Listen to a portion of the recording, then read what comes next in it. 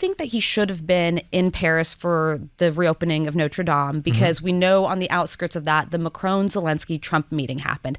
How powerful would that have been if Biden was there for it? And it was sort of a handing off in a discussion between the outgoing president, the incoming, and these two leaders about a conflict, the Russia-Ukraine war, that impacts all of us. I was surprised that he wasn't there, and that it was he basically ceded the stage completely to Trump. And then even whether it's what's going on in Syria or drones, it feels like Donald Trump is already president in some ways. He's putting out statements, he's holding press conferences, and I personally think that he should. True. I kind of always thought Trump would win until maybe the final days, just because it felt like Kamala Harris had this real momentum. But the signs were there. And I have a very diverse friend group, family, like people who vote different ways. And I have felt like there was a yearning in this country that people wanted Donald Trump back. And the most common thing I heard this entire election cycle was, I don't like his personality, I don't like the way he talks, but my life was better when he was in office.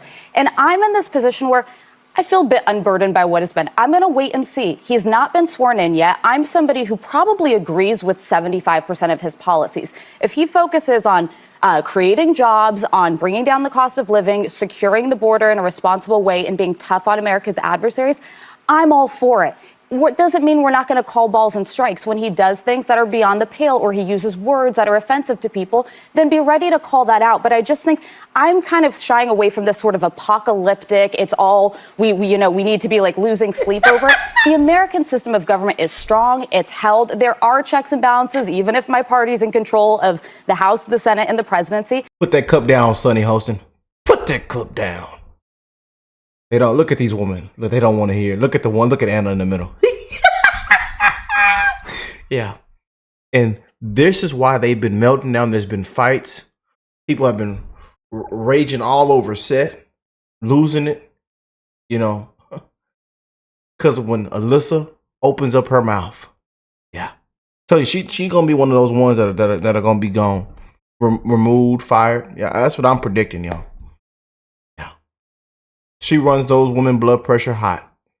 Speaking about Trump, even though she's a never Trumper, and comes out and says if he got reelected, he would be he's a threat to democracy. He would end Americans' democracy.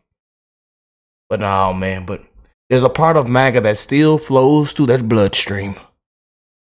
Look at Sonny Holston taking a sip out of that cup. She's drunk as hell, because we know what them liberals, them Democrats be drinking. Yeah. And I think we should I root for America, so I root for a smart, serious Donald Trump presidency. So I think what we're all saying is we're going to sit and watch. We're going to wait and see, because we can't do anything else except... I'm not going to wait and see. I mean, this guy is told us he's a retribution. What are you going to do? There's nothing to be done until you know what you're fighting. It's pissing in the wind doesn't help. You just get a wet face. But what I'm saying is I have no... And they get into a full-blown fight. But let's get into the actual video. I had to show y'all this clip, man, before we get into it. I had to. Shout out to them beautiful patriots, my brothers and sisters. We got to show y'all. We got to show it to you, We got to have fun with it. Yeah, I got to have fun with it, man. This is going to be a good one. Make sure y'all hit that like button, subscribe to the channel if you're new here. Happy New Year's. The year, we're already starting off on a crazy note, but I hope you guys, again, achieve the Most High, that you are blessed, well, healthy, happy, successful in this year, 2025. That things change in your life, that things are upgraded. I'm wishing that for everybody. I don't give a damn if you're liberal, conservative, Democrat, Republican. If you're in the middle, if you don't care about politics, I don't care. I am wishing the best in all you guys' life. As simple as that, man. But let's get into this, y'all. Some kind, but there we go. All right, let's talk some politics. Yes. We talked about, this was interesting. We talked about Mitt Romney the other day, and it was about saying MAGA is the new Republican Party. Why do you think this is just now making news? Because it seems to have been the case for some time. Yeah, I didn't really get the headline of it, in the sense that this is very much... In 2016, his first term, I think there was an open question of the longevity of MAGA? Would it be sort of this one-time fluke and then Biden winning? It's like, okay, is the party going to kind of pivot back to a Nikki Haley, Paul Ryan, Mitt Romney kind of party, which is more aligned with where I am? Or is it going to have this Donald Trump populist staying power? And now that he's won again, now that, and not even just won, that he swept the primary, that like it was very clear that Republicans wanted Donald Trump again. They didn't want Donald Trump light. They could have had Ron DeSantis. They didn't want the alternative. They could have had Nikki Haley. He's here to stay. And I remind people that the populist sort of message that he ran on and has now been elected on twice, it's a bit of a global phenomenon. This is something that countries all over Europe are dealing with, these sort of populist leaders where it's taking on the powers that be. It's big corporations, big pharma, big government, the experts, the big news media that is telling you, they know better than you. And there is a lot that I see why it's very appealing to people. I think people feel oftentimes misled or underrepresented by the most powerful in society. But then what you do with sort of harnessing that fear is the part that is terrifying. Terrifying. So the long and short is Trump is here to stay. He's been able to build coalitions that the old Republican Party couldn't. Like the Romney-Ryan party, the biggest knock I think you would have on us is we are seen as a corporatist party. We are seen as like we're there to help big business. And I could argue why I think that ends up helping with employing more people and getting more jobs and bringing more investment to the United States. But that's not what people want right now. But that said, him saying J.D. Vance will be the nominee in 2028, I'm not convinced that's the case. He may be. He'll be very well positioned to be. He's a much more articulate version of Trump. But no one is Donald Trump. And I always tell people there'll be a day in this country, it's now far away, that we don't think about Donald Trump as we eat, live, and breathe. He's been a pop culture icon my entire life. He has universal name ID. He can get away with things and break through in ways that other politicians can't. And I just don't think you can replicate that the same way. So what comes after Trump is, I'm sure it will be in many ways in the same vein from a policy perspective, but no one's going to win in the future by trying to be Donald Trump. No one else can be him. This dream that many Republicans had of a non-MAGA third old Republican Party existing, it seems gone, right? It seems gone. And in all the real conversations around a third party, they just don't make sense in our two-party system.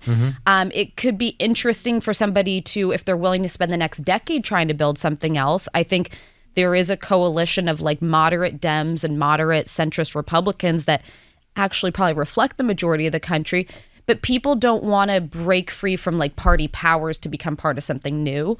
So no, I think it's very much it's a Trump populist party that's it's not a Reagan party. And there's pros and cons of it. Like, listen, Mitt Romney was never going to dominate the working class vote. I see that as an honor in some ways that Republicans were able to get working class voters who for so long felt like we were out of touch with them. They felt like we cared more about big corporations and tax cuts for the wealthiest. That they what them Patriots. I can already see the comments now. I mean, man, they didn't feel represented, and that there have at least been some folks within the Republican Party who have spoken to the anxieties, the concerns, and also solutions that some of those folks care about. I think that's a good thing. Things that I think are bad are dabbling in conspiracy theories, pushing vaccine skepticism. Those are the things that are kind of the dark side of populism that I have real concerns about in a new administration. Speaking of a former champion of the middle class, of the working class, President Bill Clinton was with us. And you talked about it when he was here, that his base has sort of transmogrified into, that's not really a word, into kind of liked it, though. Close. I liked it. He said that Democrats are not having tough conversations and addressing why they lost. What do you make of what we're seeing from Democrats at the moment?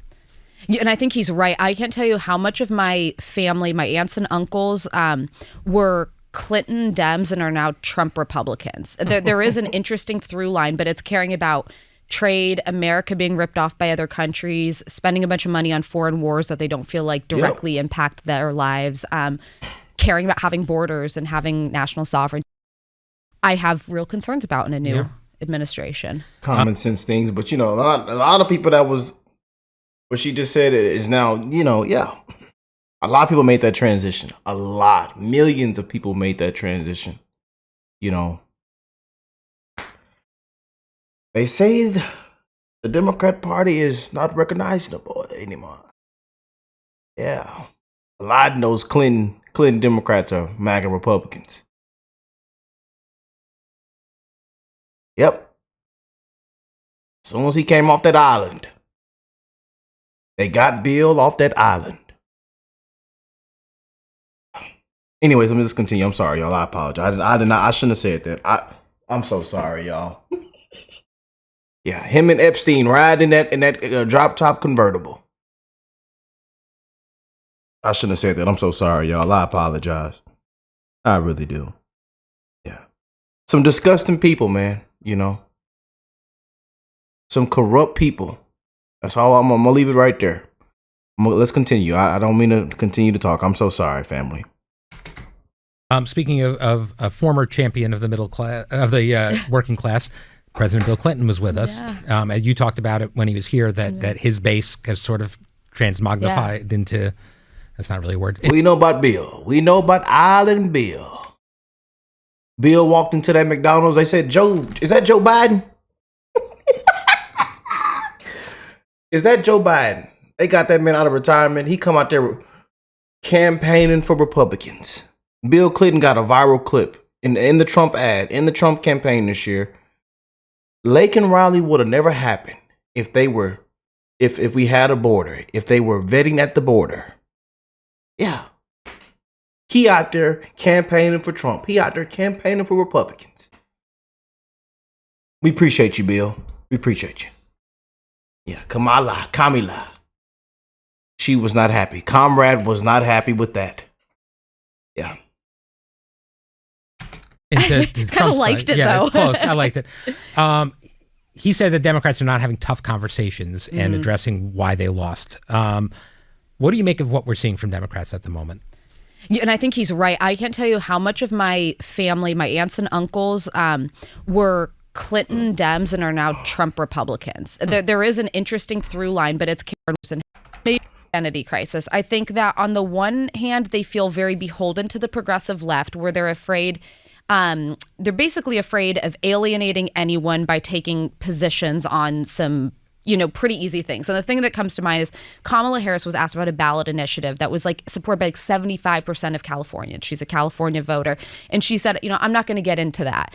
And it was this is such an easy answer to give, but there was this small amount of the progressive left who could have felt alienated by that decision. Yet, in ways they're catering to the left, yet they ran almost as centrist Dems, borderline Republicans. The message on the border, Bob Casey was hugging Donald Trump in his campaign ads. Democrats, after ignoring the border for 3 years, they were talking about securing the border. So I think they need to decide where they want to be. And I mentioned it on the show. John Fetterman, who I think just never misses. I think he's interesting in his observations, said something on our show where he thought it backfired that Democrats were saying Donald Trump's a convicted felon. He's a convicted felon. And now, y'all know that viral clip there. He said that Trump's trials, Trump cases were politically motivated, that they were shams. John Fetterman, y'all, And Patriots say he's been clicking ever since he had that stroke. He's back to he's having more sense than ever after that stroke. He still got his hoodie on. Huge shout out to John Fetterman, man. One of the first senators to the Democrat senators to show love to Trump on Truth Social, and to his cabinet. Yeah, he says, I'm actually rooting for Trump. In his recent viral clip, I am rooting for Trump. If you're rooting against the president, you are rooting against America. Yeah. Democrats didn't like to hear that when that went viral. But that's why I say I know a lot of y'all that's been part of the channel. We've been playing those John Fetterman videos, and you've seen what has taken place these last couple of weeks, and he's actually on a lot of you guys' good side. A lot of people on the channel have been loving John Fetterman lately. Yeah. I'm glad that he went on The View and said that Trump's cases, his trial was, especially the one in New York, was politically motivated. It's a disgrace, man. They spent so much time going after their political opponent, instead of making America safe, making America affordable. You know, a lot of big problems and issues that we have. But no, they spent all their time coming after their political opponent. Yeah. And how did that backfire on you? And I hadn't thought about it, but I agreed with him. And now, as a Republican, we're generally tough on crime. You do the crime, you do the time. And it would be expected for us to say, this person's a convicted felon, this person is. We didn't with Donald Trump. But coming from Democrats, I'm actually very centrist on this issue.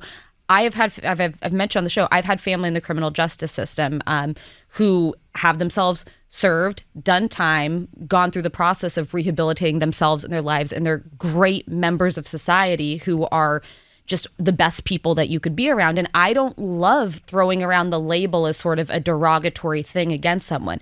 And I wonder if that did backfire with Dems, because that's always been kind of more the liberal position on it, is just because you were in the system doesn't mean you're forever marred by that label the system put on you. And I think that's one of the many conversations and things Democrats are going to have to think about in sort of this postmortem that they do. And don't worry, Republicans have to think about why we didn't have a problem with someone being a convicted felon. Right, which is something that was talked about a lot. An equally interesting point. Yeah, no, Yes. for sure. Speaking of President Clinton, this was kind of an interesting interview for you because he grew up as very much the bad guy for Republicans of your generation, right? I mean, tell me about what it was like to meet him. And it was so interesting because I've gotten to know Hillary Clinton through this show and met her separately, gotten to know Chelsea, and I think incredibly highly of Secretary Clinton. She and I are very aligned on a lot of foreign policy. Mm-hmm. They ought to walk her out with her hands behind her back. Yeah, that's what we think. They ought to walk. Yeah, Bill too. They ought to walk him out with his hands behind his back too. Yeah, and they need to release that full list, release all the lists, just release the transcripts, the records, release it all. Just release everything. Yeah.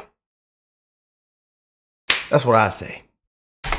And I've even with my upbringing of, criticisms of her, I have a completely different opinion of her as an adult. But I hadn't really given much thought to my thoughts on Bill Clinton. After talking to him, he's brilliant. He's a very smart, deep thinker. He knows policy in and out. The big thing with him is he could go for so long on any issue that you kind of have to keep it narrow. But it's interesting to meet the human that you had heard such some of the more negative representations about, and some of them very legitimate criticisms. I mean, I was literally like a kid during the Lewinsky scandal. Like, that's probably how my consciousness of Bill Clinton came alive, because that scandal was all over the news. But I thought he was very thoughtful, and it was interesting to hear from him. He has good advice for Democrats, but again, this is a guy from Arkansas. This is somebody from the middle of the country who talks like the middle of the country, not just like the coast, not just like those who went to Ivy Leagues. Yeah. To kind of leave his mark or his fingerprint. And I said this, and I understand the logistics that go into planning things, but them Patriots know about them Clintons. I'm sorry, I got to skip through it. Them Patriots know about them Clintons. We know. Now to walk them out with their hands behind their back. Yeah. Go get Barry and Big Mike too. And go get what's the name? Go get all of them. Yeah. That he should have been in Paris for the reopening of Notre Dame, because we know on the outskirts of that, the Macron-Zelensky-Trump meeting happened. How powerful would that have been if Biden was there for it? And it was sort of a handing off in a discussion between the outgoing president, the incoming, and these two. Yeah, Biden wasn't there. He sound asleep on vacation, and they sent in Dr. Jill. But don't worry, Trump made a whole fragrance. And she in there smiling, got googly eyes at Trump. Yeah. She woo red on election day. Yeah. Y'all know what happened when Joe wasn't there. World leaders, yeah, gave Trump a warm welcome back. Yeah. Leaders about a conflict, the Russia-Ukraine war, that impacts all of us. I was surprised that he wasn't there, and that he basically ceded the stage completely to Trump. And then even whether it's what's going on in Syria or drones, it feels like Donald Trump is already president in some ways. He's putting out statements, he's holding press conferences, and I personally think that he should work up into the final stretch. Did y'all just hear that? Hope y'all hearing this, man. I hope y'all are hearing this, boy. Sheesh. Feels like Donald Trump is already president. Because it's refreshing. We have somebody, that can answer a question. That press conference he just had a week and a half ago. He talked more in that press conference than Biden did in the last 4 years. You have somebody that can answer questions. That's been answering questions. Somebody that's actually on the ground. That's showing up. He's there with the hurricane victims. He's not sound asleep. He's not on a vacation. And he knows where he's at.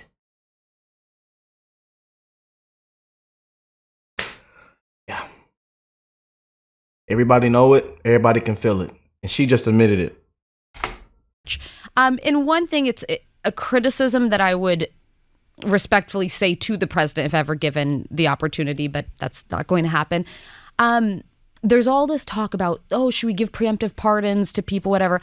I don't know that I have a lot of feelings about that. But what I do have strong feelings about is Donald Trump once again yesterday attacked General Mark Milley, my former boss, and basically because of the disastrous Afghanistan withdrawal, which was directed by President Biden and carried out by General Mark Milley and other Pentagon officials. Generals don't make policy, presidents do. And General Milley is now somebody who is in the direct line of criticism of Donald Trump and somebody he could come after in a second term because he carried out an order that Joe Biden directed him to. I would love to see Joe Biden go out there and say, I gave this order. I stand by my decision. If you have a problem with it, come after me. Like, he pardoned his son who committed crimes and didn't serve time for them, and that's fine, whatever you think of it. But a 4-star general who served his country for 40 plus years in uniform, you're going to just let him kind of own the consequences of your decision? Like, I take a real issue with that. And I know Joe Biden's a patriot. I know he loves our military, but I would hope his team would consider the position that leaves his generals in.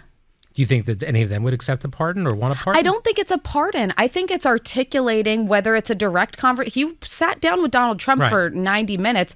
Perhaps it's a conversation directly with him, which is, don't court-martial a general of mine who carried out a presidential order. You want your generals to carry out your orders. Right. If you've got something to say about Afghanistan, which he should have plenty to say, it was a disaster, deal with it with Biden. It's a good question to talk to President Biden about. I'm sure he'll be doing interviews before he leaves.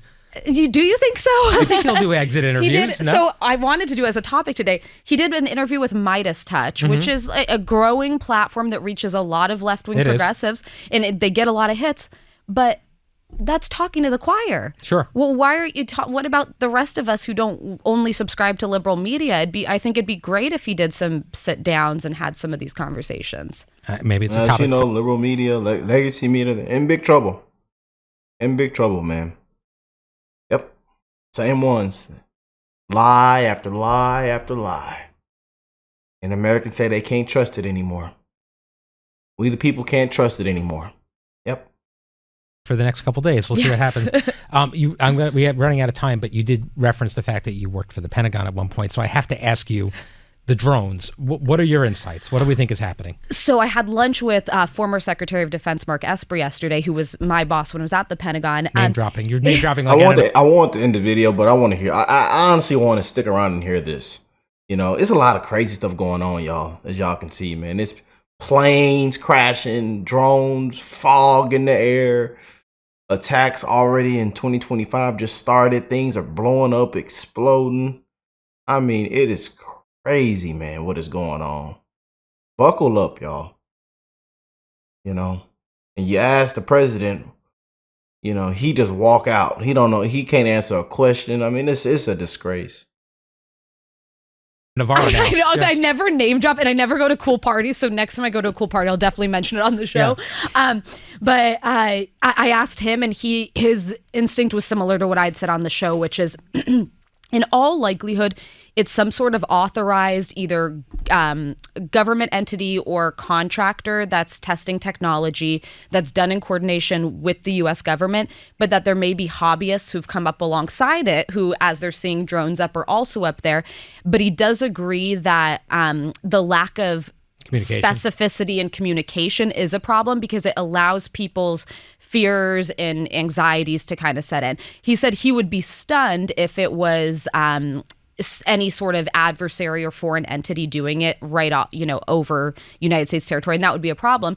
And by the way, I think most of us agree Donald Trump is right that if it is something nefarious, we would want to see them shot out of the sky. No, of course. So that's my instinct. It's not the aliens. It's something man-made. It is drones, and I think it's likely authorized by the U.S. government, which is why they're still allowed to be up there. But I do buy this theory that some hobbyists are also out there, so you don't know what ones you might be seeing. All right, interesting stuff. We'll find out, hopefully get some answers on it. Yes. Thank you for joining me today. What do y'all think? That was pretty good, man. I know a lot of y'all feel this way about Alyssa Farah Griffin in this way, but she's one of those ones on the show that brings that other side, especially out of the other hosts, and she triggers a lot of things that needs to take place, that needs to happen. She exposed everything. Even being a never Trumper, but still having a little bit of that MAGA flowing through her bloodstream. Hey, you just can't make it up. But let me know what y'all think, man. This was a great video. Actually, I usually don't enjoy any, but I actually enjoyed this one, because when that truth hit the fan, it hits the fan and that fan blows. God bless you all, and I'll catch y'all in the next one, man. Peace and love, family.